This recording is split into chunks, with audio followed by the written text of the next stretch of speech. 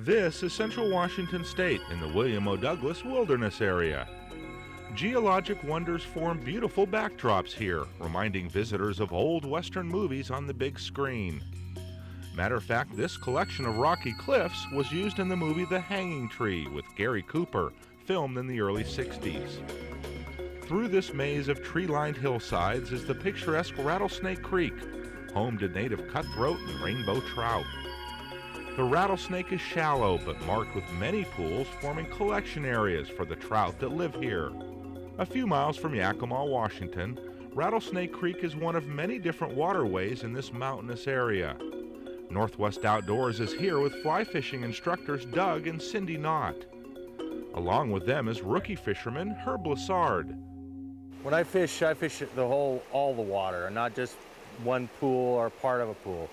I start especially with dry fly. I cast upstream and just walk my way up. And then I'll come back and fish with a nymph coming back down. Way up there you see this pocket water. It's got white water and it's got rocks and boulders. Behind those boulders are all kinds of trout. And as you move down, you come to the head of the pool here. And that's where the big fish lie. You would want to dry fly up to it. As you're coming down, you'll come to the pool, and then you'll progress right down to what's called the tail out of the pool. The tail out is also an excellent place to fish. So you fish all the water. A lot of people walk by are scared of the fish and missing some real fine water. All of it's fishable. On that rock, see what happens. The Knotts have been teaching fly fishing to men, women, and children of all ages for many years now. Through their experience, they realize what are some of the common mistakes that beginners make. Presenting the fly in the right kind of water is a good place to start. What I'm trying to do is keep my rod high so I get behind this boulder and get into that slack water right behind the boulder. Rod high. Work that fly right in there and dead drift it. Nice thing about nymphs, after I finish my drift, I can retrieve it, rod tip down, like swimming the nymph. This in this case is a hare's ear with a split shot, right behind the boulders. Present that fly is all important. Get that presentation to that fish. I try never to cast further than I have control. Raise the rod slow, go back to my cast. You'll take it on the as you bring it up the cast. So you don't want to bring it out fast. Concentrate on that line and watch the line.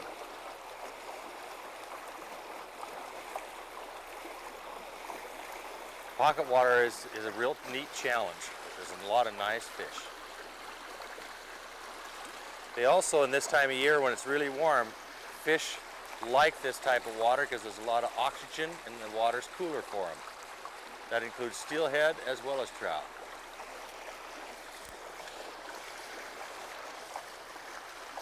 And that was such a good cast, I got a boulder.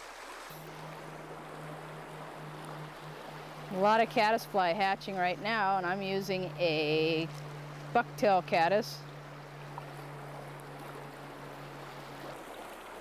My fly is sinking just a little bit, so it looks like a spent caddisfly.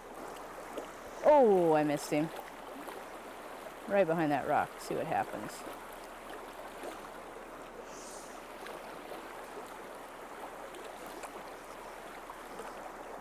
There you go. There it is. The man from Yakima River catches one. Coming to you. Using a hare's ear, I couldn't get the depth, so I put on a split shot right at the eye of the hook. Little size 10 hare's ear. I do something a little bit unusual that I normally don't do. I put the split shot right at the eye of the hook. That gets it right down there and right quick. This is called pocket water, and it's usually bypassed by fishermen. It holds a lot of fish behind these rocks, and you never know. It's a little hare's ear with a split shot, right?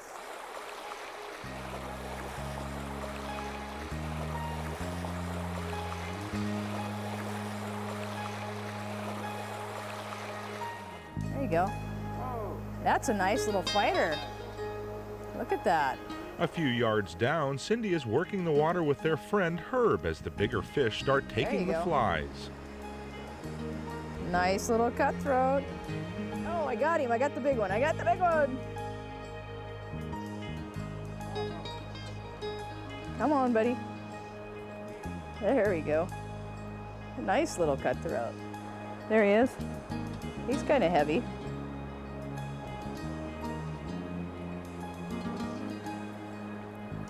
We used a little elk hair caddis on this guy. Nice heavy little fish. And then have him come towards you. Nice fish. All right, Herb. Oh, he's you guys a nice are so one. good.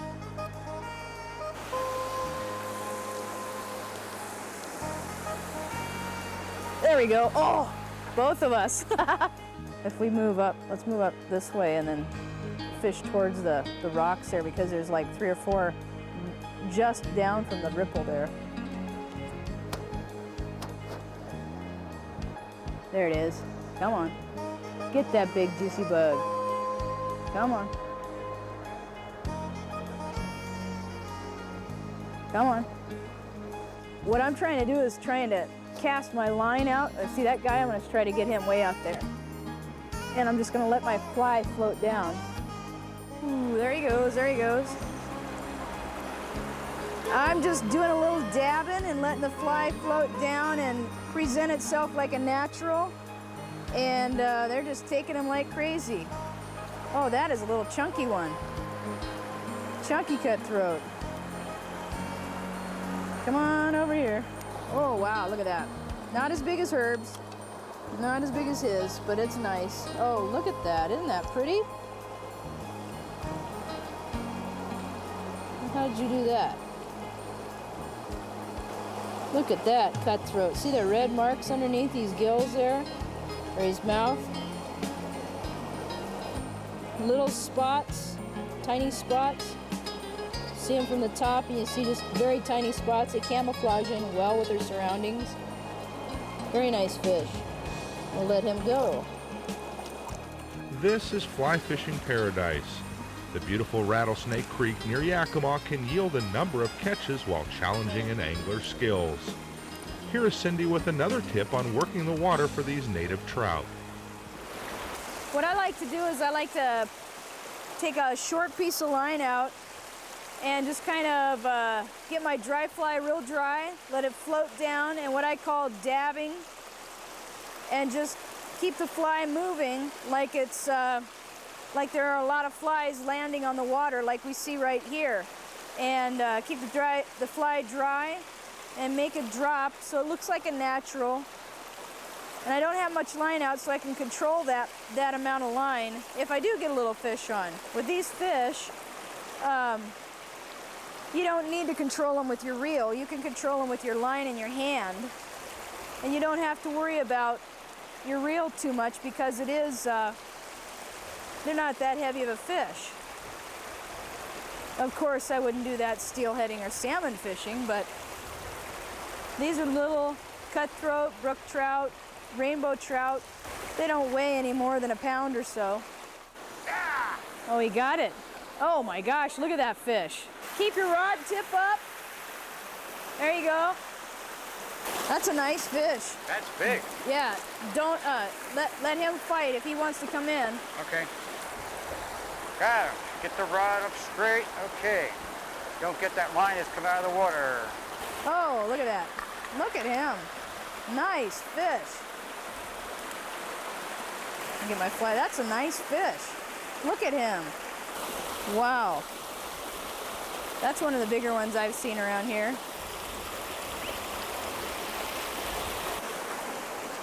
That's a nice little cutthroat. There you go.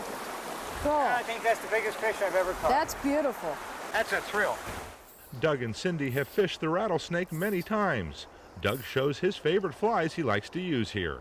When fishing this type of water, I like to use the various type of dry flies. Caddis, elk hair caddis is a great fly. The Adams parachute is great to see, good fly. The stonefly dry, as well as the grasshopper, especially in August. The nymphs would be the hare's ear, and the caddis nymph, our caddis larva, used right on the bottom. Great flies. Fishing has been a passion for Herb Blisard for just a few years. For over 40 years, he has been looking for that great shot in the outdoors. He is an adventure seeker with a camera. When he isn't fishing or taking a tip from the Knotts, he wields a camera to record that special frame of life. One of his passions in photography is the outdoor black and white photograph. Not as popular as color, black and white has special qualities that make it perfect for outdoor photography. If you went out and shot in black and white instead of your usual color, two things would come right to mind. One, you would begin to notice everything a lot more, rocks and weeds and sticks and trees, because you're looking for a subject that does not depend on color. And the other thing is you're going to find it's much more difficult, and you're going to end up with some far better shots than just the snap and shoot type of thing that you'll get with color, because you have to think a lot more and plan a lot more. And it's extremely satisfying when you've made it work. Blisard's day job is teaching photography at Yakima Valley Community College. Having taught for more than 4 decades, he teaches all types of black and white photography. He recommends using black and white the next time you take a camera in the outdoors. Black and white is much more difficult than color. I don't have the luxury of having color against color, separation. So I have to look for lights and darks, I've got to look for shapes and shadows, I've got to know when and where the sun is. But with that thought in mind, let me just pass on a few little tips that may help. Always look for overlapping planes when you're doing a landscape. That is something in front of something else. We have these rocks here are in front of the trees, those trees are in front of those rocks are in front of that big tall mountain back there, and they're all in front of the clouds. So things are in front of each other. And when they're like that, what happens is the brain knows that we're talking depth, and that's what we're trying to get, a sense of the scale that we have here.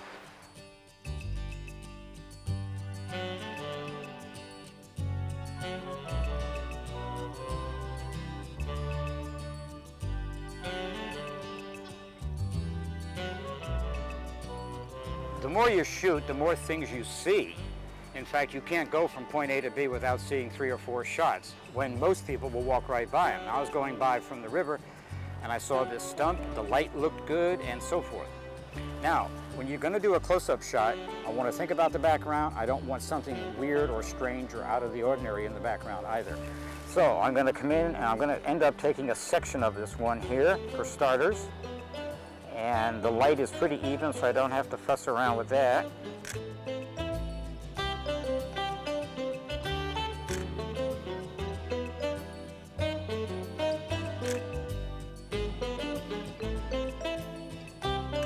A lot of people also love wonderful milky water. Now, in order to get milky water flowing around rocks or logs, one thing you have to do is shoot at a slow shutter speed, about 1/15 of a second or 1/8 of a second. You can either set it on your camera, or if you have the camera that's going to figure this out, some have a plus and minus setting.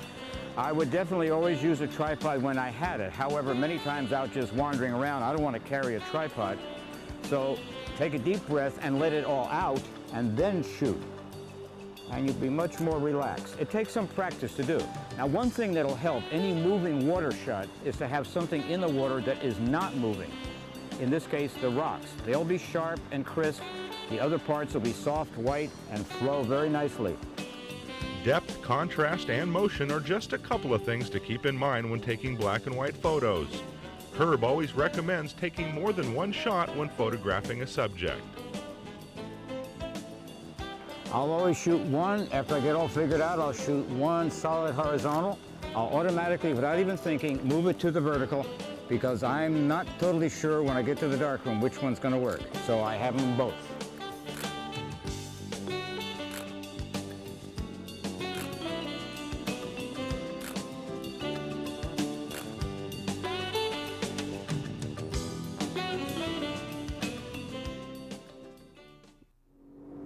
In the world of watercraft, there are many ways to get to that great fishing spot. There are fast bass boats, slow drift boats, maneuvering jet boats, and regular fishing boats. One way most people haven't tried is a large propeller-driven airboat. On the Potholes Reservoir near the Old Sullivan Dam in central Washington state, airboats have hit the scene as a fun way to go fishing. Northwest Outdoors fishing host Hobart Mans is here to fish for largemouth bass from the deck of these unique watercraft. Along with walleye and trout, bass are a very popular species to fish for in this massive body of water. The Potholes consists of a large reservoir next to a maze of shallow channels winding through many islands of sand dunes. This is where anglers Levi Meisberg and Dick Hemore spend their time angling for largemouth bass. You get pretty close to the boat. Ooh, a slabber.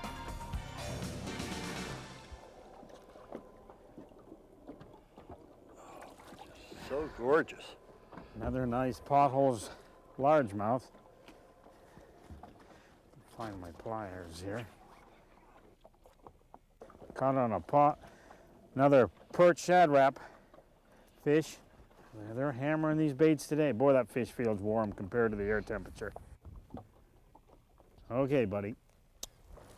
Catch you next time. You brought us across the Potholes Reservoir over here to a kind of an old stump or brush pile up there on the shore. Where exactly are we at? We're all the way across the reservoir from Mardon Resort, and we're at the mouth of a center channel. Some people call it. I call it the Winchester Channel. And you can go up this channel in front of us right here, all the way to the falls where it enters Winchester Wasteway. And on the way, you'll hit the Job Corps Channel. It's a spot called Two Flows. That's a good fishing area too. We may get up in there later today. But we'll go into the dunes probably and fish some huts, beaver huts and grass lines. Dick, are running these airboats pretty tricky, or is it something that you can master in a short period of time? They're completely different than any other boat a person's ever run, especially up in the north here anyway. First thing, there's no reverse, so you have to be thinking ahead quite a ways all the time when you're driving it. And they're pretty rough riding in deep water when the wind's blowing. And they're built really for shallow water and no wind. Back in the dunes, you've got a lot of stumps, sandbars. And realistically, the boat runs better in 1 inch of water than it does in 10 feet. But when you get in that shallow water, it has a tendency to slide going around the corners, so you just have to learn. You kind of drive it by the seat of your pants. There's another fish, guys. This is a nice fish. Hopefully we'll get a walleye. And this might be a walleye. This might be a walleye. He's coming. Let's hope so. Sure feels like a walleye. You're doing a lot of dogging without much head fast running. He's a pretty nice one, whatever he is. You can't do anything with him. Boy, these fish are strong this morning. He must have got a good night's rest. Look at this one. Woo! Look at the color on that fish.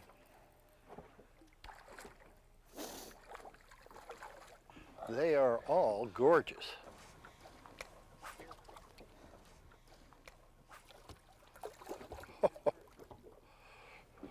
He's hooked right where I don't like to put my thumb. Yeah, No, he just got him in the... I got him. That That's might a be the beautiful biggest one of fish. the trip so far. He is just dandy. Right on the edge or on it? There's one. Oh, missed it. These fish are hanging right out here right on the edge of this delta. And they're just getting these bait fish as they come washing off. This boat's painted a relatively unusual color. How come? Well, I'm not sure. It's a camouflage color. We bought it in '79, and when I got the catalog with the boat, it had pictures of these boats in Vietnam with a different seat, same size boat with a different seat configuration. It had just one seat for the driver, and up on the front deck here it had another seat with a 50 caliber machine gun mounted on it. And I think they used them in the Mekong Delta area of Vietnam during the Vietnam War. Kind of a waterborne Jeep. I guess they jumped the rice paddies and all over out in there. but I don't see how they could sneak up on anything as much noise as they make. We put a different engine in it. We had a 351 Ford in it at first. We upgraded to a 460 Ford. There's one. I got a fish. Nick's got one. Oh, nice, Oh! nice largemouth. And I've got one. Double header. That's a nice one too. Ho, ho, ho. This double header here. Ho, ho, ho. I figured there might be one sneaking alongside This is a beautiful yours. fish right here. That is. Beauty. Jelly's Beautimous. got one, too. Oh my. I'll help you in a minute, Hobart. I'm in no big hurry to do this one. That's a beaut. Look at that. This is on a perch shad wrap.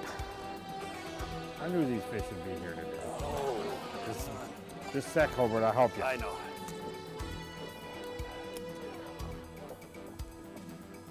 Come on out here where I can see you.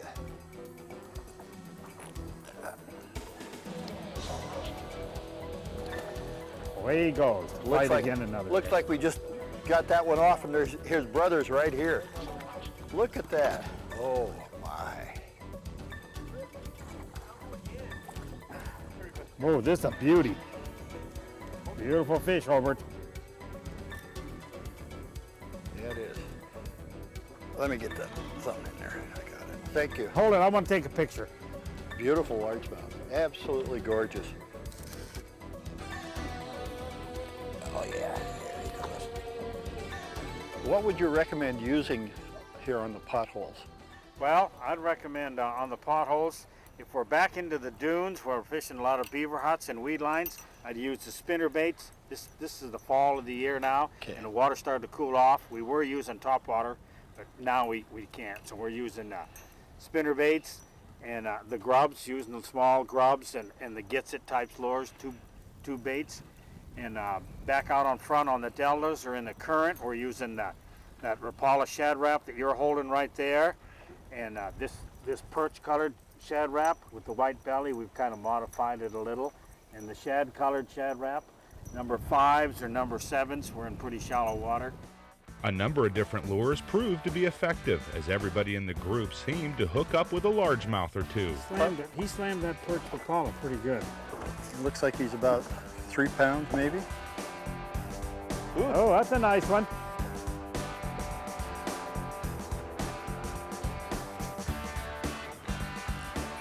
After a few more fish were caught, Hemore was anxious to explore some of the channels around the dunes. These airboats are perfect for getting to low water areas where other boats can't. Gliding on the water, they are a very smooth ride.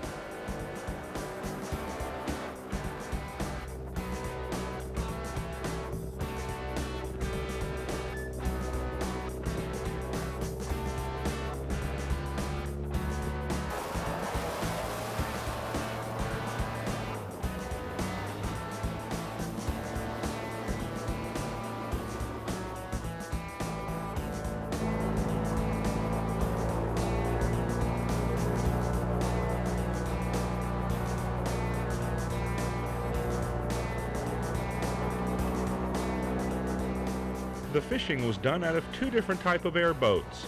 This compact model owned by Hemore seats 3 people, while this airboat is able to seat 8 or 9. Mardon Resort purchased this larger model for fishing and something new, taking visitors out to explore and check out the local wildlife.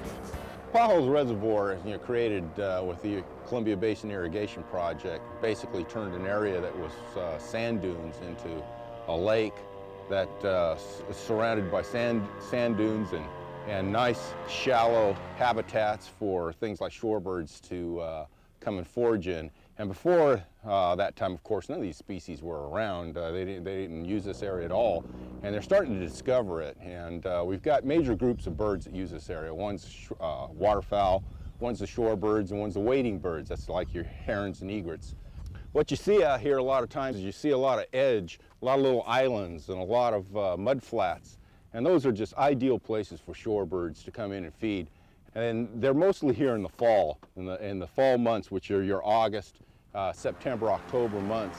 And the populations of things like dunlins and Baird sandpipers and greater yellowlegs and lesser yellowlegs and dowitchers can be pretty astronomical here. Matter of fact, I don't think anybody really knows or appreciates just how much this area contributes to the populations of those birds as they're heading south. They're here just to fill up as they're heading south to South America, Mexico, and places like that. Go online to northwestoutdoors.org to learn more about this show 1610. On the next Northwest Outdoors. We can catch pike like this all day long. It's wonderful fishing. Fishing host Hobart Mans heads to Coeur d'Alene, Idaho to fish for vicious northern pike. Plus, the snowmobiling is great in north central Washington state. That's on the next Northwest Outdoors. Funding for Northwest Outdoors is made possible in part by Kershaw Knives of Portland, Oregon, makers of precision tools and cutlery. Kershaw Knives strongly supports outdoor programming as well as responsible outdoor activities throughout the Pacific Northwest. And by Subaru, engineered and designed for all types of activities in the great outdoors. The craftsmen and women that repair and supply parts for Subaru West believe that enjoyment of the Pacific Northwest should be available to everyone. And by alltrek.com. Alltrek provides high-performance clothing and gear for every outdoor experience, including paddling, camping, hiking, climbing, and more. Information can be found online at alltrek.com.